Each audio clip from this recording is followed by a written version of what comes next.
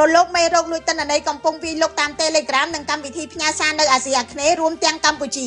ឧក្រិដ្ឋជនបញ្ជូនឯកសារចម្លែកដើម្បីចូលគ្រប់គ្រងកុំព្យូទ័រលួចពាក្យសម្ងាត់និងបើកផ្លូវទៅកាន់គណនីហិរញ្ញវត្ថុឬគណនីធនាគាររបស់លោកអ្នកគ្រាន់តែចុចបើកឯកសារនោះមេរោគអាចចូលសំងំក្នុងឧបករណ៍ដើម្បីលួចព័ត៌មានទាំងអស់ដោយម្ចាស់មិនដឹងខ្លួនឯកសារដែលត្រូវប្រុងប្រយ័ត្នមានផ្នែកខាងចុងដូចជា .exe bat vbs ps1 s8 msi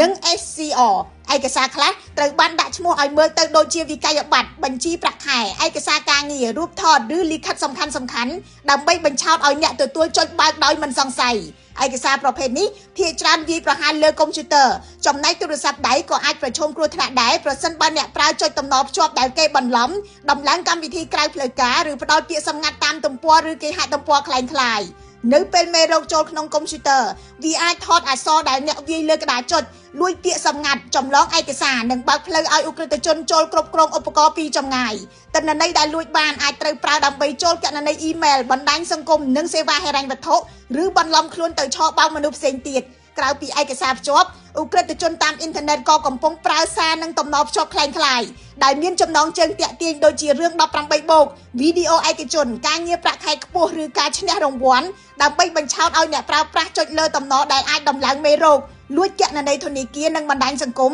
ឬយកទិន្នន័យផ្ទាល់ខ្លួនទៅប្រើប្រាស់ក្នុងគោលបំណងទុច្ចរិតរបាយការណ៍របស់ប៉ូលីសអន្តរជាតិ Interpol ចេញផ្សាយនៅថ្ងៃទី17ខែមិថុនាឆ្នាំ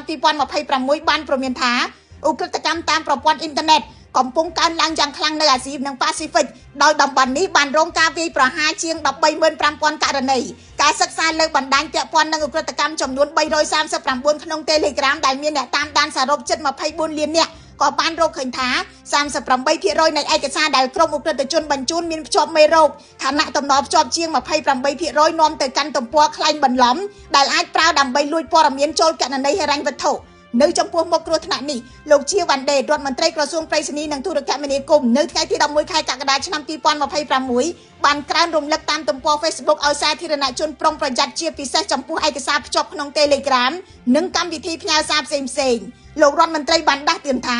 ការចុចបើកឯកសារតែមួយដោយមិនបានពិនិត្យប្រភពអាចធ្វើឲ្យអ្នកប្រើប្រាស់បាត់បង់ទាំងទិន្នន័យផ្ទាល់ខ្លួននិងទ្រព្យសម្បត្តិមុនបើកឯកសារណាមួយលោកណែនាំឲ្យពិនិត្យប្រភេទឯកសារនិងផ្ទៀងផ្ទាត់ជាមួយអ្នកផ្ញើឲ្យបានច្បាស់ដើម្បីការពារខ្លួនអ្នកប្រើប្រាស់មិនគួរចុចបើកឯកសារឬតំណភ្ជាប់ចម្លែកសូម្បីតែផ្ញើមកពីគណនីអ្នកស្គាល់គ្នាក៏ដោយត្រូវផ្ទៀងផ្ទាត់ជាមួយអ្នកផ្ញើពិនិត្យឈ្មោះគេហទំព័រឲ្យបានច្បាស់មិនត្រូវបញ្ចូលពាក្យសម្ងាត់ឬលេខ OTP តាមតំណដែលផ្ញើមកនិងបើកការផ្ទៀងផ្ទាត់ពីរជាន់លើគណនីសំខាន់